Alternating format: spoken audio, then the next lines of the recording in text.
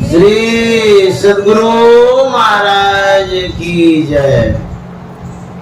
नमामि अमित ज्ञान रूपम कृपालम अगम बोध दाता सुबुद्धि निधि विशालम क्षमाशील यति धीर गंभीर ज्ञानम धर्म कील दृढ़ धीर समधीर ध्यानम जगत त्राणकारी आधारी उदारम भगत प्राण रूपम दया गुण अपारम नमो सद गुरु ज्ञान दाता सुस्वामी नमामि नमामि नमामि नमामि श्री सद्गुरु महाराज की जय। प्रातः स्मरणीय अनंत श्री विभूषित परमाराध्य सद्गुरु महाराज गुरुदेव महर्षि संत सेवी परमहंस जी महाराज इस तेजा गांव कटिहार के विशेष सत्संग प्रेमी महानुभाव माता एवं बहनों, आज हम लोग श्रीमान राजेश राम जी के आवास पर सत्संग कर रहे हैं, क्योंकि उनके अनुज भाई का विवाह का कार्यक्रम होने वाला है। उसी शुभकामना दिवस पर हम लोग उपस्थित हैं। बड़ा अच्छा ही उत्तरदायित्व राजेश बाबू ने निभाया है। जैसे माँ बाप का उत्तरदायित्व इन्होंने निभाया, अपने भाई के लिए जो सत्संग का कार्यक्रम किए हैं और विवाह का जो आयोजन संपन्न कराएंगे, इसके लिए इनको बहुत बहुत साधुवाद है। इनकी जो धर्मपत्नी है पूनम देवी, वह बहुत श्रद्धावान है और सत्संग प्रेमी तो है ही, उनकी भी अहम भूमिका है। जो हमारे इनके अनुज भाई हैं संजय बाबू, संजय राम जी, जिनका विवाह होने वाला है 7 तारीख को। आज 5 जून है, 7 जून को विवाह होगा। उसके लिए शुभकामना है, मंगल कामना है। इस आवास में जब मैं आया तो ज्ञात हुआ कि ये लोग सभी शिक्षक शिक्षिका हैं। सुन करके बड़ी प्रसन्नता हुई कि इस परिवार में कितने अच्छे लोग यहाँ शिक्षा प्राप्त किए हैं। इन लोगों ने भौतिक विद्या प्राप्त कर जो एक स्थायी नौकरी जॉब प्राप्त किया है, सद्गुरु महाराज की बहुत बड़ी कृपा है। शिक्षा बहुत लोग प्राप्त करते हैं, लेकिन शिक्षक बिरले कोई होते हैं।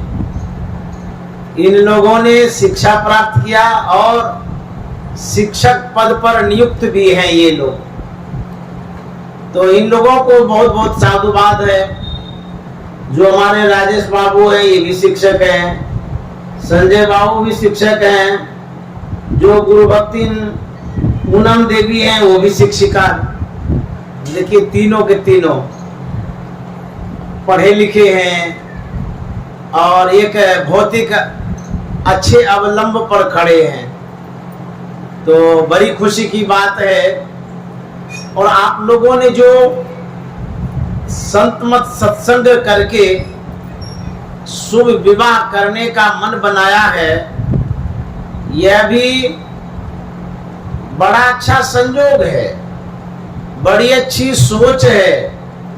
ये आपकी बुद्धिमत्ता का कमाल है जो आपने पहले सद्गुरु महाराज को याद किया जब कोई विशेष काम करते हैं आप, चाहे वो घर बनाने का काम करते हो, विवाह का काम करते हो, अथवा और भी कोई विशेष कार्य आप करना चाहते हैं, जरूर अपने मन में इष्ट को याद करते हैं। जैसे रामचरितमानस की बृहद रचना जब हो रही थी, गोस्वामी तुलसीदास जी महाराज ने उस विश्व विख्यात ग्रंथ की सफलता के लिए, उस रचना की सफलता के लिए वो अपने इष्ट से प्रार्थना करते हैं। उनके इष्ट थे भगवान श्री राम, लेकिन प्रार्थना जब उनकी सुनेंगे तो उन्होंने शुरू में जो याद किया है वो गुरु को याद किया है। रामचरितमानस में वंदना जब पढ़ेंगे तो पहले गुरु वंदना की गई है। वंदो गुरुपद कंज कृपा सिंधु नर रूप हरि, महामोह तम पुंज जासु बचन रवि करनी कर। वहां तो लिखना चाहिए बंदो श्री राम पद, पहली वंदना है। आप अपने देवी देवता को बुलाते हैं तो जो अपना होता है उसी को बुलाते हैं, इष्ट को बुलाते हैं, गुरु को बुलाते हैं, भगवान को बुलाते हैं। तो गोस्वामी तुलसीदास जी महाराज पहले गुरु से वंदना करते हैं, गुरु की वंदना करते हैं, गुरु की आराधना करते हैं, गुरु का आवाहन करते हैं, बुलाते हैं। ऐसा क्यों किया गया? इसलिए कहते हैं गुरु जो होते हैं वो सबसे श्रेष्ठ होते हैं। सबसे बड़े है संत दूसरा नाम है, तीजे 10 अवतार तिन्ह प्रणाम है। ब्रह्मा विष्णु महेश सकल अवतार है, अरे हारे पलटू सबके ऊपर संत मुकुट सरदार है। इस दुनिया में पृथ्वी पर सबसे बड़े गुरु होते हैं, सबसे महान गुरु होते हैं। इसीलिए गुरु का आवाहन करना चाहिए, गुरु को याद करना चाहिए।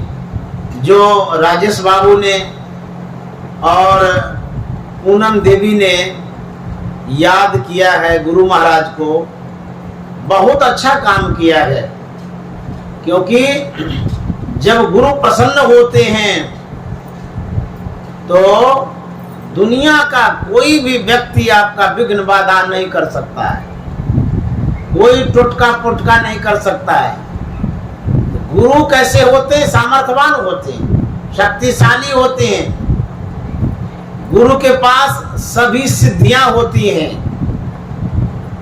गुरु ऐसे सामर्थ्यवान होते हैं कि पल में कर दे निहाल बजो साध गुरु। एक पल में निहाल करने वाले होते हैं। जब गुरु को याद करते हैं उसके बाद कोई काम करते हैं तो आपको सफलता मिलती है। जो ये विवाह के पूर्व शुभकामना के लिए आयोजन किए हैं, बहुत अच्छा किए हैं, सुंदर काम किए हैं। गुरु महाराज ने लिखा है, मंगल मूर्ति सदगुरु मिलवै सर्वाधार, मंगलमय मंगल करन बिनवो बारंबार। कोई भी काम आप करते हैं मंगल के लिए करते। जैसे विवाह का काम कर रहे हैं, इसमें मंगल के लिए न कर रहे हैं कि सब मंगल हो। यदि आप जीवन में मंगल चाहते हैं, किसी भी कार्य में मंगल चाहते हैं, कहते मंगल मूर्ति सदगुरु। मूर्ति का मतलब होता है मंदिर में जो स्थापित भगवान की प्रतिमा है, उसको मूर्ति कहते हैं। यदि मंगल का मूर्त रूप देखना चाहते हैं, साक्षात दर्शन करना चाहते हैं, वो संत सदगुरु के रूप में देख सकते हैं। कहता मंगल मैं मंगल कर बिनवो बारंबार। कहता मैं प्रणाम करता हूं संत सदगुरु को। एक कोई भक्ति ने सहजोबाई, उन्होंने कहा है, राम तजो पे गुरु न विसारू, गुरु के सम हरि कौन निहारूं राम तजो पे गुरु न विसारूं गुरु के सम हरि कौन निहारूं। सरजूबाई कहती है मैं राम को तज सकती हूँ लेकिन गुरु को छोड़ नहीं सकती हूँ। उनसे पूछा गया कि भाई आप ऐसा क्यों कहती हैं, भगवान को छोड़ सकती हैं गुरु को नहीं छोड़ सकती हैं, ऐसा क्यों? वो जवाब देती है हरि ने जन्म दियो जग माई हरि ने जन्म दियो जग माही गुरु ने आवा गमन छुटाई। इसीलिए राम तजो पे गुरु न विसारूं गुरु के सम हरि कौन निहारूं। भगवान की इतनी बड़ी कृपा है, उन्होंने मनुष्य का शरीर दिया है। मनुष्य शरीर प्राप्त करके भी हम माया में अटक जाते हैं, लटक जाते हैं, भटक जाते हैं, कर्म बस आवागमन में पड़ जाते हैं। लेकिन संत सद्गुरु क्या करते हैं? ज्ञान देते हैं, बुद्धि विवेक देते हैं, समझदारी सीख देते हैं और ज्ञान दे करके आवागमन से छुड़ा देते हैं। इसीलिए राम से बढ़कर के गुरु होते हैं। भगवान की कृपा है, उन्होंने जन्म दिया है, लेकिन उससे विशेष कृपा गुरु की इसलिए है उन्होंने आवागमन से छुड़ाया। एक जेल है, जिस जेल में बहुत सारे कैदी हैं। जेल में बड़ा कष्ट होता है। कोई भी कैदी वहां रहता है तो बहुत दुख भोगता है। खाने का अभाव होता है, पहनने का भी अभाव होता है, पीने का भी अभाव होता है, दवाई वगैरह का भी दिक्कत झेलना पड़ता है। ये होता है वहां जेल में। घर की तरह सुविधा वहां नहीं है। मान लिया जाए जेल के कष्ट को जान करके कोई एक धर्मात्मा पुण्यात्मा जाता है, वह निरीक्षण करता है, देखता है। क्या देखता है? कि कैदियों को पौष्टिक आहार का अभाव है, अच्छा खाना पीना नहीं मिलता है। वह धर्मात्मा क्या करता है? अपना रुपया लगा करके व्यवस्था करके अच्छे भोजनों का प्रबंध कर देता है सबके लिए। वह प्राप्त करके कैदी सब गदगद हो जाता, बाप रे कितना बड़ा धर्मात्मा पुण्यात्मा है कि हमारे लिए भोजन का प्रबंध कर दिया, अच्छा भोजन।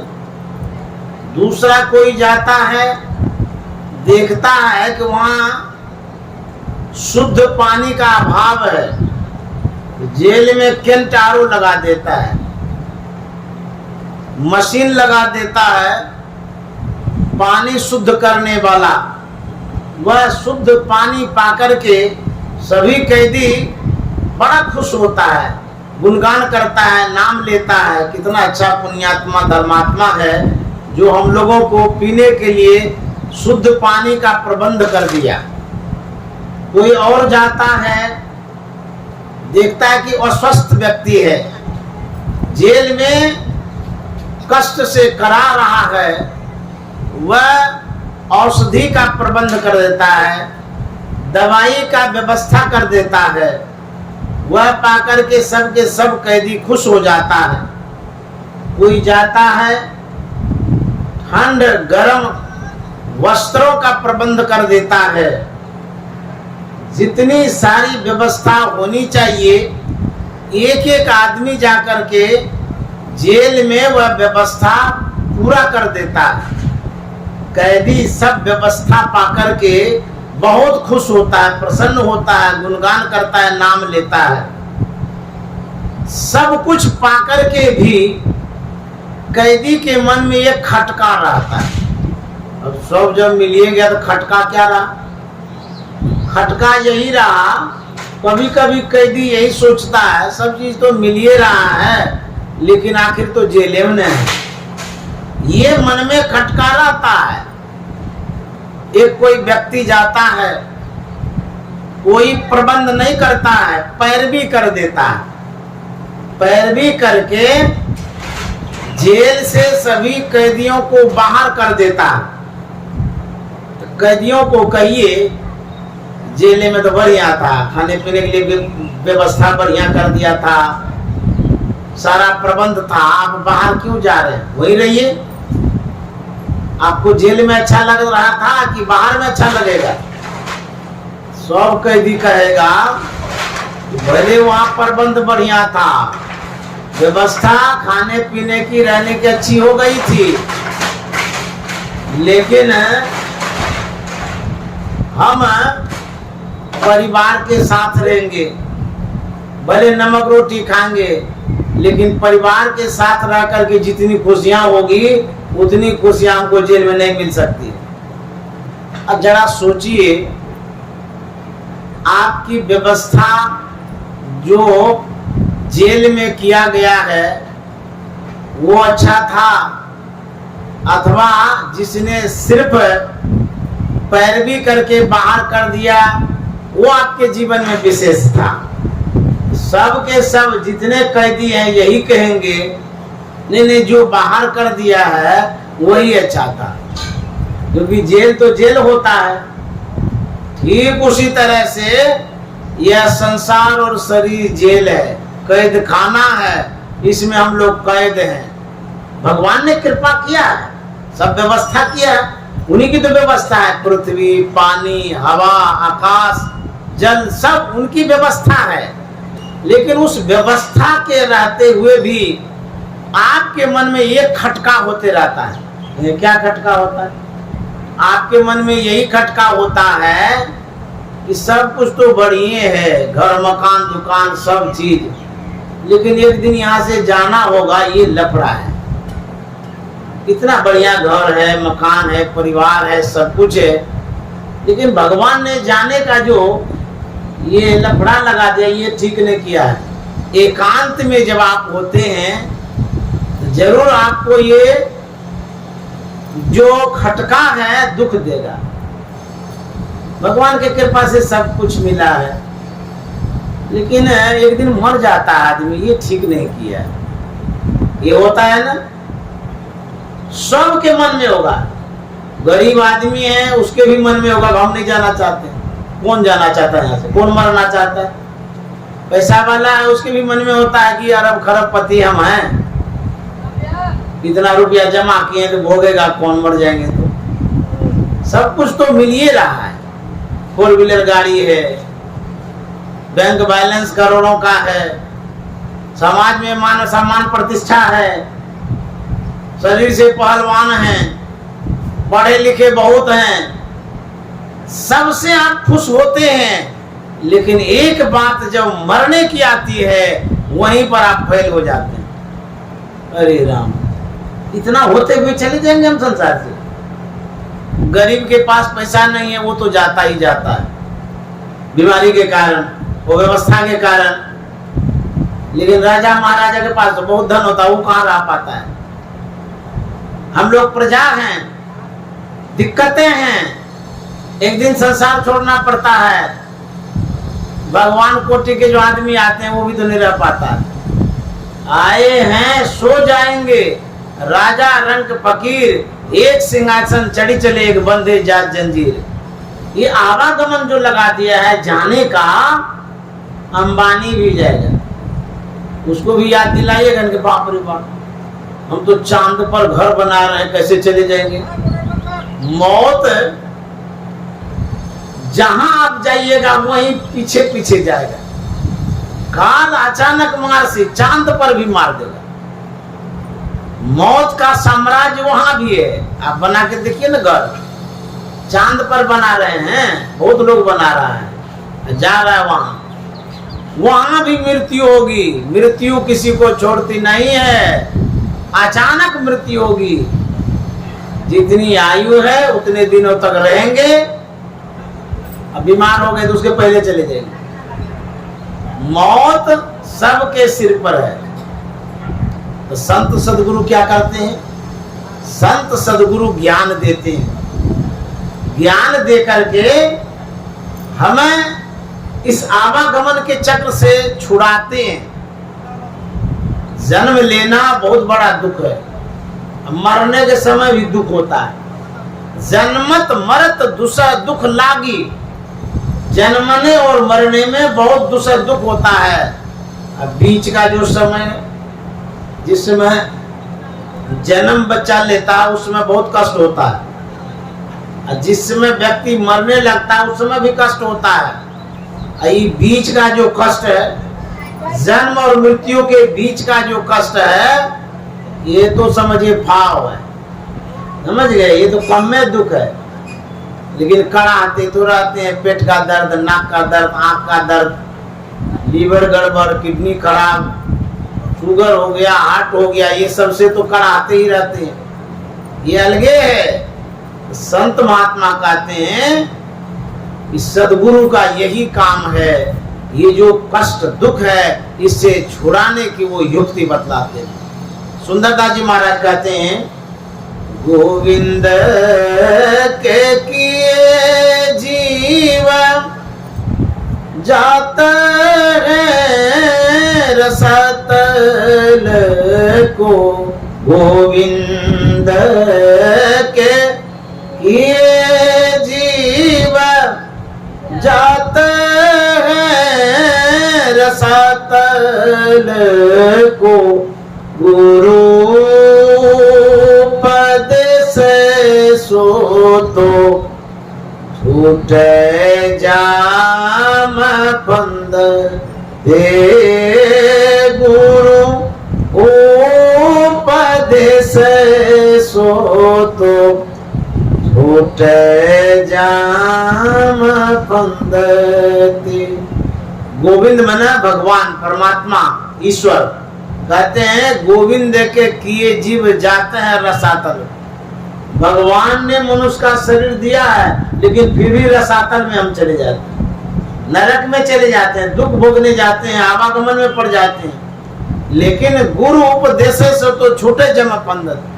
गुरु उपदेश देते हैं, जम फंद से छुड़ा देते हैं। इसीलिए गुरु के शरण गहूं धन धन्य गुरु कहूं।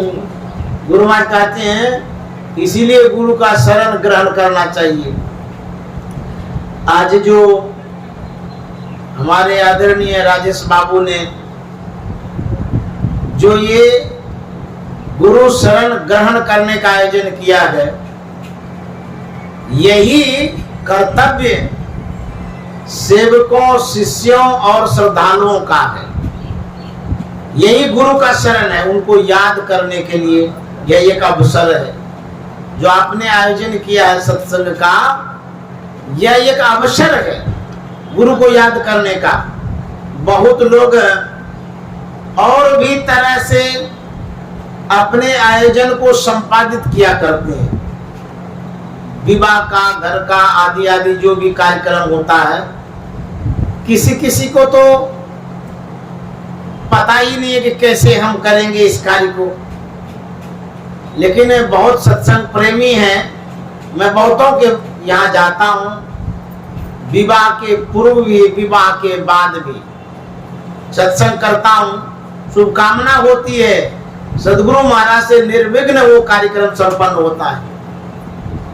गुरु महाराज भव फंद से छुड़ा देते हैं। इसीलिए गुरु के शरण में होना चाहिए। एक घटना है कुप्पा घाट की। परमाराध्य सदगुरु महाराज कुप्पा घाट में ही थे। एक भक्त गुरु भक्त समस्याओं से, संकटों से व्यथित होकर के, दुखी होकर के सदगुरु महाराज के शरण में आते हैं कि संकट काटेंगे। कुप्पा घाट जब पहुंचा, सेवा में गुरु से भी भगीरथ दास जी महाराज थे, उनके पास जाकर के वो रोने लगा। तो बाबा ने पूछा कि क्या हो गया, आप क्यों रो रहे हैं? उन्होंने कहा, एक दबंग आदमी जो पैसा वाला है, बहुत संपत्ति उसके पास है, झूठ मूठ हमको मर्डर केस में फंसा दिया है और वो चाहता है कि जेल भेज दें। ऐसा केस मेरे ऊपर है, हमको जेल जाना ही पड़ेगा। मेरे मन में हुआ कि संत सदगुरु महाराज भी तो सरकार होते हैं, उनके दरबार में जाकर के हम अर्जी लगाएंगे, निवेदन करेंगे, प्रार्थना करेंगे सदगुरु महाराज से, उनके सामने में हम अपना विनती करेंगे, कृपा होगी, जरूर उद्धार होगा। मेरी अर्जी लगा दीजिए, गुरु महाराज से कहिए कि मेरे इस संकट को दूर करें, नहीं तो मैं जेल चला जाऊंगा। मेरे जाने के बाद मेरे परिवार की दुर्दशा होगी, भूखों मरेगा, बहुत कष्ट होगा परिवार में। हम लोग सत्संगी हैं, बिलक बिलक करके बिखर जाएगा परिवार। तो बाबा ने कहा, चल शांति से रहिए, मैं गुरु महाराज से जरूर प्रार्थना करूंगा। तो पूज्य भगीरथ बाबा ने परमाराध्य सदगुरु महाराज से अर्जी किया, निवेदन किया इस भक्त का। जो भी बात था सब गुरु महाराज से सुनाए। गुरु महाराज सुन लिए लेकिन कुछ बोले नहीं। दोपहर का समय था, फिर शाम हो गया, धूप निकली हुई थी। गुरु महाराज व्हील चेयर पर टहलने के लिए निकलते हैं। वह दुखियारी, वह व्यक्ति साथ साथ जाता है। कुप्पा घाट के प्रांगण में ही कुछ कदम ही तो गए थे, गुरु महाराज की जब नजर पड़ी उस व्यक्ति पर, तो गुरु महाराज ने अपने सेवकों से कहा, इनको बांध दो। गुरु महाराज की देखिए मौज। सेवकों ने कहा कि सरकार, बांधने का कोई प्रबंध नहीं है, रस्सी उसी नहीं है, तो घूमने गए थे ना। बोले अच्छा रस्सी नहीं है तो इसकी धोती से बांध, धोती खोलो। तो सेवकों ने धोती का कुछ भाग निकाल लिया, उसके बाद उसके हाथ में लिपटा दिया। फिर क्या गुरु महाराज आदेश करते हैं, इसको यहीं लिटा दो, घलटा दो यहाँ पर नीचे में। धूप भी है, सब के सब लोग देख रहे हैं। उस जो धोती बांध रहे थे उन्होंने कहा कि गुरु महाराज की बात को मान लीजिए। उसको घोलटा दिया गया, वहीं पर घोलट गए। उसके बाद गुरु महाराज चले गए टहलने के लिए व्हील चेयर पर। घूमते घामते फिर आए तो गुरु महाराज ने देखा कि तब से अब तक ये जमीन पर घोलटा हुआ ही है, हिला भी नहीं, इधर उधर गया भी नहीं है। शाम हो गई थी। गुरु महाराज ने उस व्यक्ति से कहा कि तुम अभी इसी समय सीधे घर जाओ, यहां नहीं रहना तुमको। सेवकों से बोला इसका हाथ खोल दो। हाथ खोल दिया गया। उसके बाद आदेश जो हुआ, बेचारा शाम के समय निकल गया वहां से। जो संग में घूम रहे थे श्रद्धालु या सेवक, सबके मन में यह बात चलने लगी गुरु महाराज ने अच्छा नहीं किया। बेचारा आया था दर्शन करने, अर्जी लेकर के दुखड़ा सुनाने आया था, उल्टे इनकी बेइज्जती हो गई। धोती से बांध करके घोलटा दिया सबके सामने, और यहाँ तक कि कम से कम शाम के समय रहने देना चाहिए आश्रम में। गुरु महाराज ने कहा कि सीधे घर चले जाओ। वो भी ऐसा भोला भाला आदमी घर चला गया वो। उसको जब कोर्ट में हाजिरी के लिए बुलाया गया,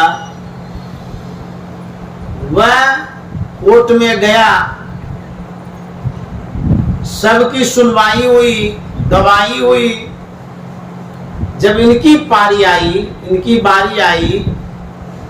इनकी बारी में जो जज था वह जजमेंट देता है कि जो यह व्यक्ति है ये निर्दोष है, इसको मुक्त कर देते हैं, इसको कोई सजा नहीं होगी। सीधा मुक्त कर दिया उसको, और वह व्यक्ति भागते हुए कुप्पा घाट आया। कुप्पा घाट में गुरु महाराज के चरणों में साष्टांग गिर जाता है, और वह कहता है कि सरकार ने उद्धार कर दिया, गुरु महाराज ने उद्धार कर दिया, मुझे मुक्त कर दिया। फांसी की सजा हो जाती, मर्डर केस में फंस गया था, लेकिन गुरु महाराज ने यहीं पर सजा दे दिया। वो धोती से जो बांध दिया था, लुढ़का दिया था, वो सजा थी उनकी।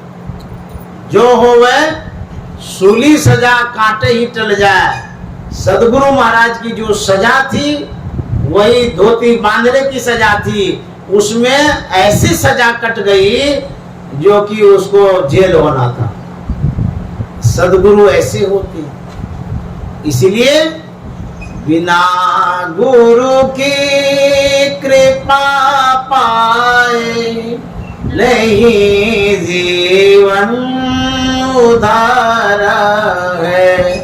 बिना गुरु की कृपा पाए नहीं जीवन उधार है। जब तक गुरु की कृपा नहीं होगी इस जीव का उद्धार नहीं हो सकता है, कल्याण नहीं हो सकता है। इसलिए गुरु के शरण में रहना चाहिए। अखिल भारतीय सत्संग होने वाला था दियरा पर, भागलपुर में ही। कुछ सत्संगी उस अखिल भारतीय व्यवस्था में लगे हुए थे। उस समय जो पंडाल बनाया जाता था लकड़ी फूस का बनाते थे। कुछ सत्संग प्रेमी दो नाव लेकर के गए फूस लेने के लिए, टाट जो बनाएंगे। गए, नाव में पूरा भर लिया वो फूस। उसके बाद वहां से चला। चलते चलते शाम हो गई, नाव स्पीड से आ रही थी, लेकिन अचानक पानी में पता नहीं चला एक टीले पर अटक गई नाव। जब अटक गई दोनों नाव, ये लोग उतर करके ठेलने लगे। बड़ी हुई नाव, और वो भी बड़ी नाव उस धीरा पर अटक गया जहां कम पानी था। शाम के समय पता ही नहीं चला। ठेलते ठेलते परेशान हो गया, लेकिन नाव हिली भी नहीं। सब लोग जब थक गए, नाव पर बैठ करके स्तुति विनती करने लगे। उसके बाद स्तुति विनती करके फिर सब सोचने लगे कि अब क्या होगा। बीच धारा में नाव अटक गई है, मझधार में हम लोग बैठे हुए हैं। रात में कौन आएगा देखने के लिए? आवाज भी नहीं दे सकते। कहाँ तक दीजिएगा आवाज? आवाज भी नहीं जाएगी और नाव निकल नहीं रही है। अब गुरु महाराज का काम है। अब क्या होगा? सब के सब अस्ता पछता करके वहीं बैठे हैं, कोई सोए हैं। गुरु महाराज से ही लोग कहने लगे, हे गुरु महाराज, आप भी तो कर्णधार हैं, खेने वाले हैं, नाव का पार लगाते हैं, भवसागर से पार करते हैं। हम लोगों की ये जो दुर्दशा है, हम क्या होगा? कोई तो व्यक्ति नहीं है और ठेल भी नहीं पा रहे हैं, ऐसे अटक गई है नाव। सब के सब चिंतित थे, दुखी थे, व्याकुल हो गए थे कि क्या होगा हम लोगों का। होते होते भोर हो गया, ये लोग सब चिंता में। जानते हैं क्या होता है? अचानक हवा का बमंडल उठता है। देखिए सदगुरु की क्या कृपा होती है, इतनी जोर से हवा चलती है कि पानी में जो तरंगे हैं 5-7 फीट ऊपर उठने लग जाती है और दूर से वो तरंग आने लगती है। इतना जोर से वो हवा आती है और उस पानी को इतना जोर से उछालती है वो हवा कि 5-7 फीट खरा पानी जो आता है नाव को ठेल के बीच धारा में दे देता है। दोनों नाव चली गई बीच धारा में। उसके बाद इन लोगों का भवसागर पार हो गया। संत सदगुरु जो होते हैं ऐसे संकटों में भी सहयोग करते हैं, मदद करते हैं। भगवान श्री राम जब लंका जाने के लिए समुद्र पर पुल बंधवा रहे थे तो उसमें नल नील कारीगर था, उसी के जिम्मे ये काम दिया गया था पुल बांधने का। जितने भालू बंदर थे सब सहयोगी थे, मदद कर रहे थे। बड़े बड़े पत्थरों को उठा उठा करके भालू बंदर ला रहे थे। नल नील के हाथ में दे रहा था, नल नील समुद्र पर रखता था, वो पत्थर तैरने लगता था। बंदरों ने जब देखा बड़ा आश्चर्य हुआ। एक बंदर भगवान श्री राम के पास गए, उन्होंने भगवान श्री राम से कहा, प्रभु नल नील के द्वारा तो चमत्कार हो रहा है। बोले क्या हो रहा है? बोले समुद्र पर जो पत्थर रखता है सब तैर रहा है। भगवान श्री राम ने कहा, तू कैसा व्यक्ति की बात करता है जी?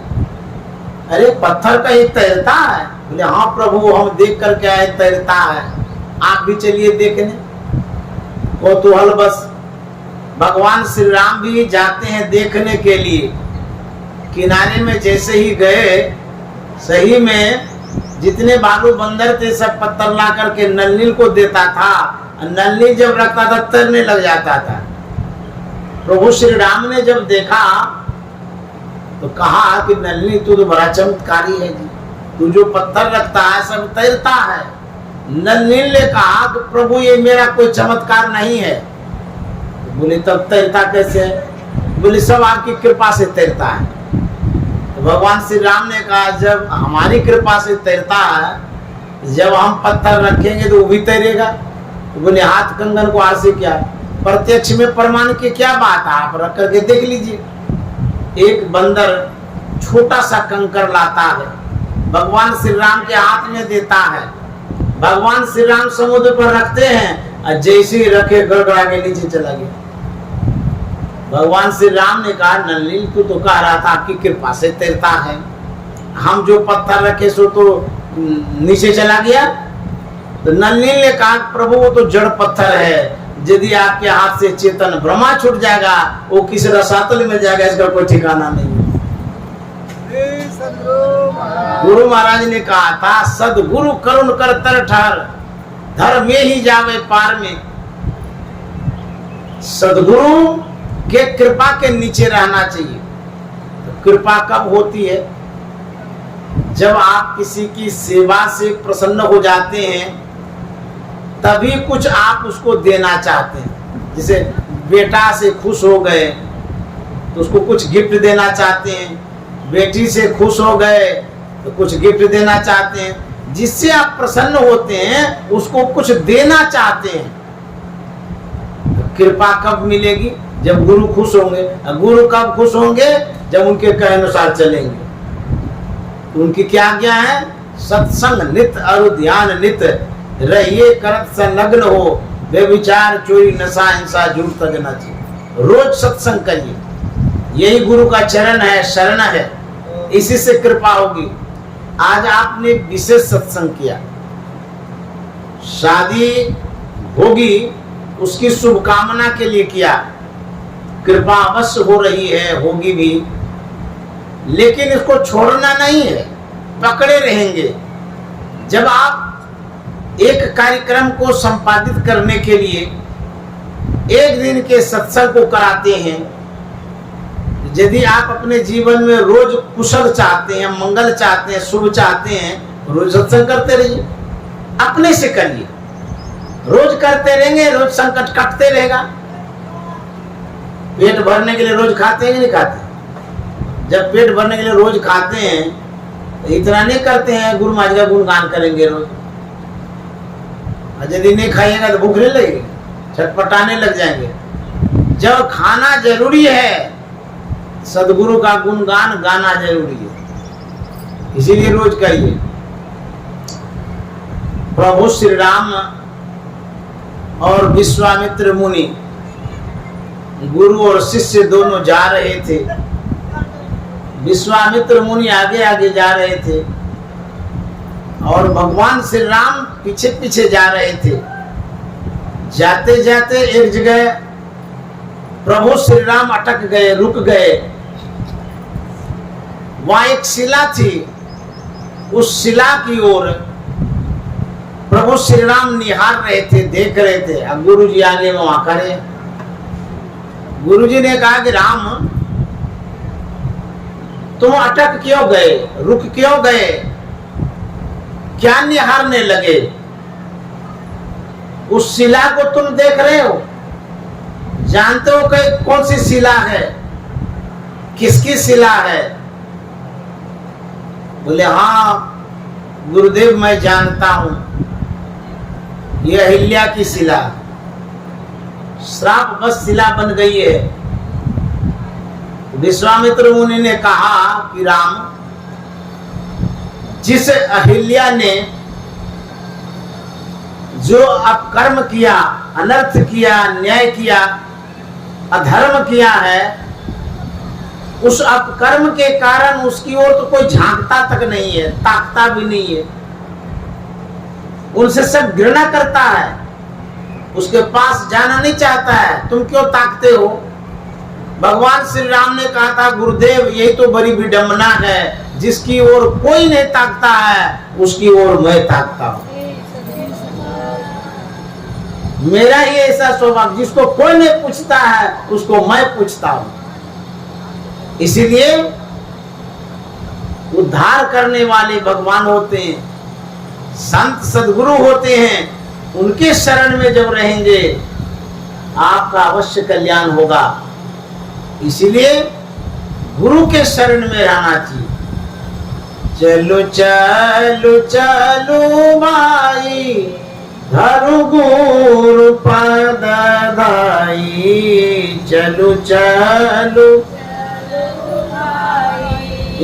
धरु गुरु पद धाई, हो भाई दृढ़ अनुरागी, ब्रह्म त्यागी हो भाई, हो भाई दृढ़ अनुरागी, ब्रह्म त्यागी हो भाई। गुरु महाराज कहते हैं कि चलिए किधर? गुरु के शरण में।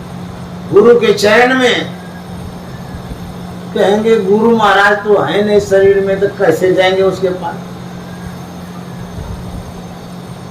कोई भी प्रतीक होता है, प्रमाण जिसको कहते हैं। जैसे भगवान तो नहीं है, लेकिन मंदिर में देखते हैं ना उनकी प्रतिमा को। संत सदगुरु का प्रमाण, प्रतीक, पहचान क्या है? उनका सबसे बड़ा ज्ञान है। ये ज्ञान है, पहचान है।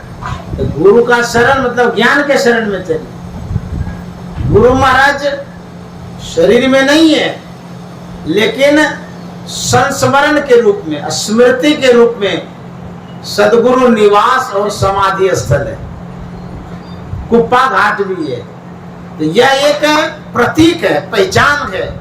जब आप किसी व्यक्ति से मिलते हैं, उस व्यक्ति का जो स्वभाव संस्कार होता है, उन बातों को आप याद करते हैं। जैसे पंडित जी से भेंट हो गई आपकी, तो पंडित जी से जैसे भेंट हुई तो पूजा पाठ पुराण याद आने लग जाता है। वकील से जब भेंट होती है तो केस कचहरी कोर्ट याद आने लग जाता है। होता है ऐसा।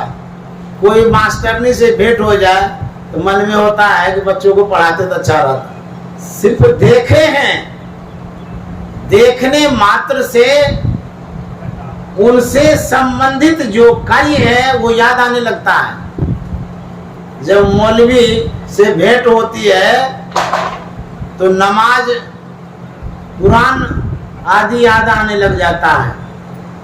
ठीक उसी तरह से हम लोगों को कुप्पा घाट जाकर के सदगुरु को देखना चाहिए, उनके स्थान को देखना चाहिए, प्रतीक को देखना चाहिए, अथवा साधु महात्मा को बुला करके घर पर दर्शन करना चाहिए, जैसे आज आप लोग कर रहे हैं। यह भी आप जो दर्शन कर रहे हैं, इस दर्शन में बहुत लाभ होता है। जापल दर्शन साधु के क्या होता है? साहब या भाई याद लेखा की सोई घड़ी बाकी के सब बाद। जब साधु महात्मा का दर्शन करते हैं, परमात्मा याद आती है, इसलिए दर्शन करना चाहिए। सूरदास जी महाराज ने कहा है, जा दिन संत पाहुने आवत, जा दिन संत पाहुने आवत, तीर्थ कोटियां नान करे फल, तीर्थ कोटियां नान करे फल, दर्शन ते ही पावत, जा दिन संत पाहुने आवत, जा दिन संत पाहुने आवत। जाघर गुरु की भक्ति नहीं, संत नहीं मेहमान, ताघर जम डेरा दियो जीवत भयो मसान। जिस घर में साधु महात्मा नहीं आते हैं, सत्संग नहीं होता है, तो वह घर घर नहीं श्मशान घाट है। साधु महात्मा जब आते हैं तो फल कितना मिलता है? कहते हैं जब आप दर्शन करते हैं, संत के दर्शन से करोड़ों तीर्थों का फल मिलता है एक पल में। इसलिए कहा पल में कर दे निहाल बजो साध गुरु, संत दरस जिमी पातक टरई। हम जो कार्य करते हैं, विवाह का कार्य है, बहुत लोग इसमें आएंगे, हलचल होगी, कोई इधर भाग करेंगे, कोई उधर भाग जाएंगे, भगदड़ मचेगी। व्यवस्था में त्रुटि ना हो, कोई विघ्न बाधा ना हो, ये नहीं चाहते हैं आप। कोई घटना ना हो, दुर्घटना ना हो, किसी तरह की क्षति ना हो, इस आयोजन में यही नहीं चाहते हैं। आप दो आंख से ताक करके चलेंगे। यदि संत सदगुरु को याद करके काम करते हैं, वो तो सर्वव्यापक है, चारों तरफ उनकी नजर होगी। जहां त्रुटि होने वाली होगी वहां आपको रक्षा कर देते हैं। इसलिए आवश्यकता है। मान लिया जाए आप प्रधानमंत्री को इस आयोजन में बुलाते हैं, तो कोई तरह का त्रुटि होगी। विशेष व्यक्ति है ना, उसके पास दल फौज सिपाही रक्षक सब होता है, वो व्यवस्था भी कर देते हैं, नजर भी उनकी रहती है, वो बैठे भी रहेंगे, सब काम बढ़िया से होते रहेगा। प्रधानमंत्री से बढ़कर के हमारे गुरु महाराज सरकार है।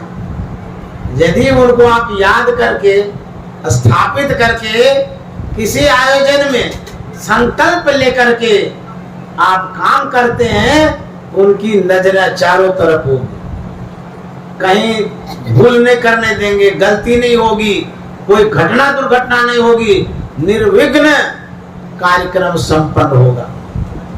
इसीलिए याद करने की आवश्यकता है, सदगुरु को स्मरण करने की आवश्यकता है। जब आप संत सदगुरु को याद करके काम करते हैं तो जो विघ्न बाधाएं हैं सब टल जाती हैं। इसलिए कहते हैं पल में कर दे निहाल। संत सदगुरु को याद करने से कोई भी बाधाएं यदि आएगी उस बाधाओं को दूर भगा देंगे।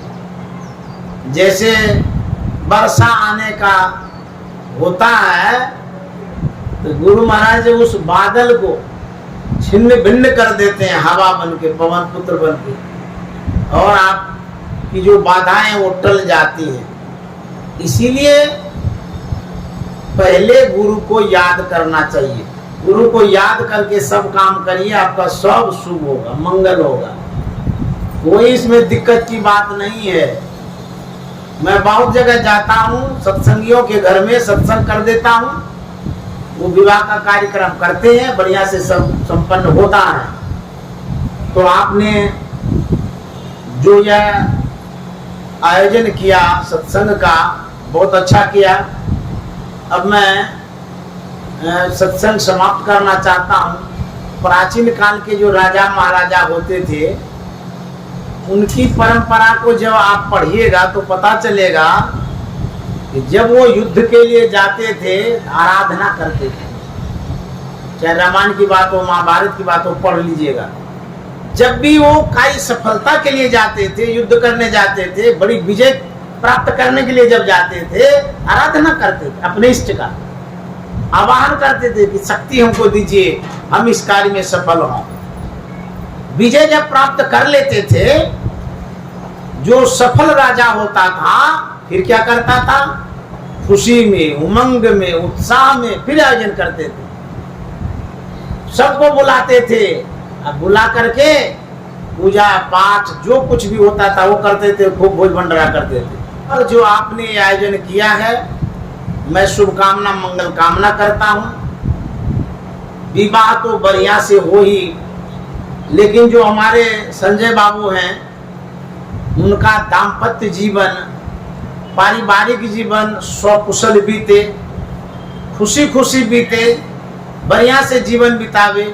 आप लोग जो इस सत्संग में सम्मिलित हुए, राजेश बाबू के आग्रह पर इस गर्मी में, भीषण गर्मी में आए, पसीना छूट रहा है सबका, लू चल रहा है, तो आपकी श्रद्धा और भक्ति को मैं सराहता हूं। जो आपके कारण सबके सब आ भी गए, सबके तरफ से शुभकामना मंगल कामना है। और आप लोग ऐसे ही सहयोग करते रहिए समाज में। आप जो आए इसका मनोबल बढ़ा है, आयोजक का मन में खुशी होती है ना कि हमारे समाज के लोग आए। यह भी एक सेवा ही है, सहयोग है। ये पैसे से सब कुछ नहीं होता है, आप स्व शरीर खड़े होते हैं उससे भी होता है। आप जो आए बहुत बड़ी बात है। और मैं सबके लिए शुभकामना मंगल कामना करता हूँ। इन्हीं शब्दों के साथ वाणी में विराम। श्री सद्गुरु महाराज की जय।